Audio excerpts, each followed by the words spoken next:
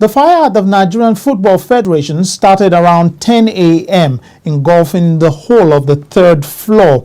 A staff of the Federation gives us an account of what happened. I came back, checked quite well. I noticed it wasn't my boss's office, that's the General Secretary, Barrister Musa Amadu, not my office. We are now checking around when we saw that it was from accountant's office. Efforts were made, to quench the fire. At least the first time, people came with fire extinguisher. We had some, though they didn't really work as expected. We didn't even know that it was going to escalate to this point because even my handbag was there. I didn't make any effort to remove it. Officials of the fire service eventually turned up and assisted in putting out the fire. It's an emergency thing, which you can't predict. But a suspected cause should have been as a result of a short-circuit concept, which has to do with electrical issue. You know what we are talking about. And that was the cause. So definitely, we should be able to nip it in the bud. And that's exactly what we are saying now. Some members of the Executive Committee were on ground and also spoke on the development. I have no reason whatsoever, as a very patriotic citizen, to have this fire happen anywhere in the glass house, not to even talk about my office. The fire, as I was told can you take it easy? The fire, as I was told, started from the chief accountant's office right next to my office. And I just parked my car and I was about to go up when they said there was smoke. And of course we tried to get the fire service to come. The whole place was dark and there was just no way we could go there. So this is not a blame game, and I don't know why people are in the habit of doing this sort of thing. This is a rather very, very sad development for Nigerian football. God is in control. I think human beings we are all limited to what we can do. But first and foremost, one must appreciate the Almighty God for no life is lost, and we are grateful to Him. But things will come back to normal, and I believe the security agency will take on their course to set up a very, very investigative panel to inquire what actually happened. The Director General of the National Sports Commission, Honorable Benga Elegbele, and the Chairman of the Senate Committee on Sports, Senator Adamu Gumba, have commiserated with the Nigerian Football Federation over the fire outbreak. They are happy that no lives were lost in the incident and express their hope that the disaster will not have any serious effect on the programs of the NFF. The NFF President, Alhaji Aminu Megeri, assured them that he had personally assessed the impact of the fire and that the programs of the NFF and the Nigerian Football Federation will not be affected. Lanre Lasese, Channels Television News.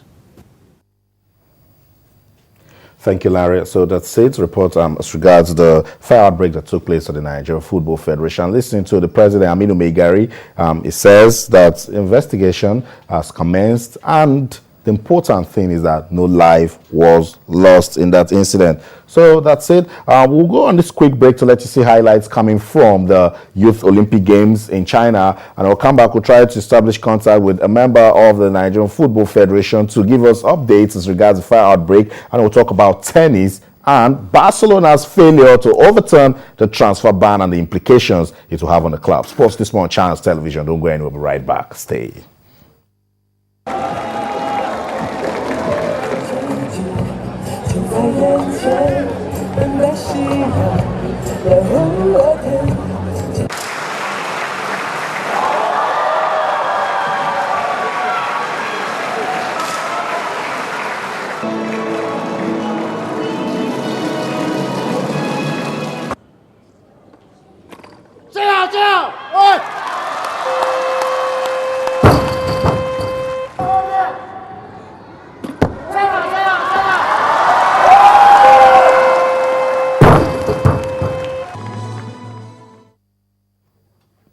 Okay, that's it.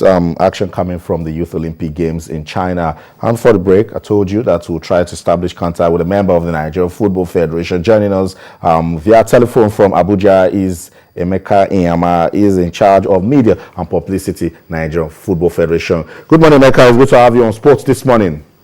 Good morning. Good morning. How are you? I'm super. Fantastic. So tell me, what's the latest coming out of the Nigeria Football Federation as regards that fire outbreak? As regards what? The fire outbreak. Well, everywhere is calm. It was yesterday.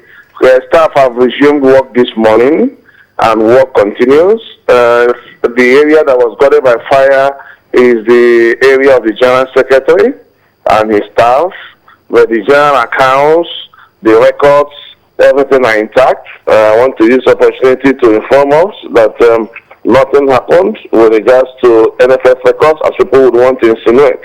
So this morning, the NFF is in place and everything is working according to plan. Yesterday, the fire service told us that it was due to an electrical fault. Are you guys staying with that? I didn't get that. Say it again, please. Okay, we were told that the fires started due to an electrical fault. I'm asking, are you guys staying with that, or you're going to investigate to find out if that's really the case or something else?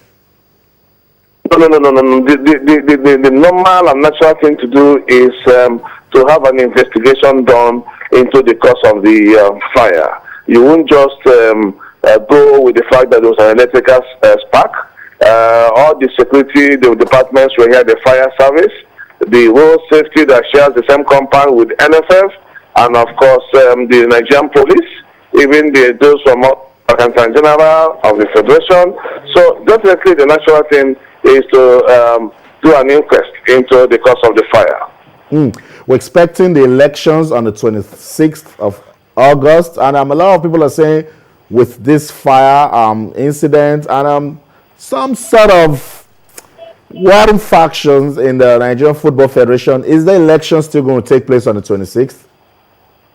The General Congress is based for August 26th. It's supposed to be an elective Congress, but the good thing is that we are having the supreme body of Nigerian football in place. That is the higher decision-making body. So on the 26th, they will make general decisions that will affect the positive growth of Nigerian football. The FIFA letter had made a case of the fact that we should give opportunities for people that want to take part in the election. Nobody should be disenfranchised.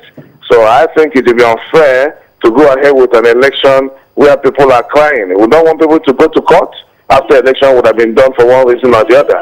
So the natural thing will be there will be a roadmap arising from the General Assembly on the way forward. Emeka, I want you to tell me this. We've been hearing all sorts coming out of the Nigerian Football Federation after the 2014 FIFA World Cup in Brazil. And now this fire incident, what a coincidence that all of this is happening at a time when FIFA gave us a provisional ban. Aminu Meigari was impeached and then told to return back to office. Just on Monday, returned to office. On Wednesday, there's a fire outbreak. Is everything okay in the Nigerian Football Federation? Well, it's a coincidence, very unfortunate he was there. Nigerian football has been embroidered in one form of turmoil, if you like, call it a crisis. But all we're trying to do is that as stakeholders, we should look at the game, the interest of the game for the development of the youth. It should be bigger and is bigger than any individual or collective of individuals. So we should shoot our swords and come together and disagree as to agree and help the growth of Nigerian football. It does happen even in party politics, where after the fight comes peace and then the progress. Okay. While we were still trying to, understand what went wrong yesterday, the four cornets, they put themselves together and stepped out against Korea, DPR, and then destroyed that Asian team by 6 goals to 2 to qualify for the finals of the Under-20 Women's World Cup. Now I'm smiling. Tell me, what's the Federation doing? What sort of support are you guys putting together to ensure that they're victorious in that final game? The truth is that we have deliberately tried to avoid a situation where the boardroom crisis would affect the on-field performance. That is why you will see that the Under-20 is going on, the Falconers are doing well, and the Super Eagles are also on course. Whatever we're doing in the boardroom shouldn't affect the on-field performance. Now, talking about what to do, as I talk to you, the woman chairing the Women's League and the chairman of the Women Committee, has not been able to get a visa to go to Canada. So it's a worrying situation. But again, one or two members of the Executive Committee who are there, one or two may leave to get the required support. The most important thing is that we are provided the financials in terms of their winning bonuses, their daily campaign allowance, and all that is required to make them be focused and to perform. Okay, I'll take you on that again when they come back and we'll start hearing a different story. Emeka, tell me finally that Nigeria has released the list for a 23-man list for the AFCON qualifiers against Congo and South Africa. But a lot of people are saying, what's going on? Are they going to do it without a coach? The problem in this country is that, especially our colleagues out there, they seem to run the federation from our side. They will think for you. They will decide for you. And when things don't go their own way, it does as if nothing is happening. The most important thing is that official Super Eagles lists have been released. And Stephen Keshi, whoever he is, has not denied that he doesn't know about it or he knows about it or anybody. What is important is that the list is on course. A coach will be in charge, and the coach, and I will lead the team. But where are we in terms of renewing the contract of Coach Stephen Keshi? Because I know that there was a mandate that the Executive Committee should bring back the coach. It's something that, is not easy to come by sometimes. Keshi, we have gone probably 80-90% of the issue, but there is just a contentious issue of how much is to be paid at the end of the month. So that is the area we are looking seriously. Austin, just listen and listen very well. The Federation is careful that we do not promise cases to pay him 15 million and at the end of the month it will not be possible. So we have to arrive at an amount that the Federation now thinking in a way that at the end of every month he will take his alert without being old or the salary falling into arrears. So as soon as we tidy that up, but Keshi, of course, is part and parcel of Super Eagles. He's also a Nigerian. He has also agreed to coach the team. It's just the final details that we're waiting for, and that will be a matter of hours and days. Thank you so much, Emeka, for making our time to speak to us on the program this morning. Thank you, Austin. My pleasure. Okay, that's it. Emeka Inyama is the head of Media and Publicity Nigeria Football Federation, has been speaking to us as regards developments to the fire outbreak, and you heard him talk about the Falconets and the renewal of the contract of Coach Stephen Keshi to return as coach of the Super Eagles. The end of the talk, everything comes down to the money. So that's it. That's where the curtain falls on this edition of Sports This Morning on Channels Television. But remember, we always tell you, you can keep talking to us on our social media platforms. On Facebook, we're Channels-Sports. On Twitter, we're Channels_Sports. And we're very, very active on those platforms. So that's it. On behalf of the winning team at Channels Television Sports Center in Lagos, Nigeria, my name is Austin Okonakpan. In sports, we play to win. So in everything you do, remember, keep talking sports.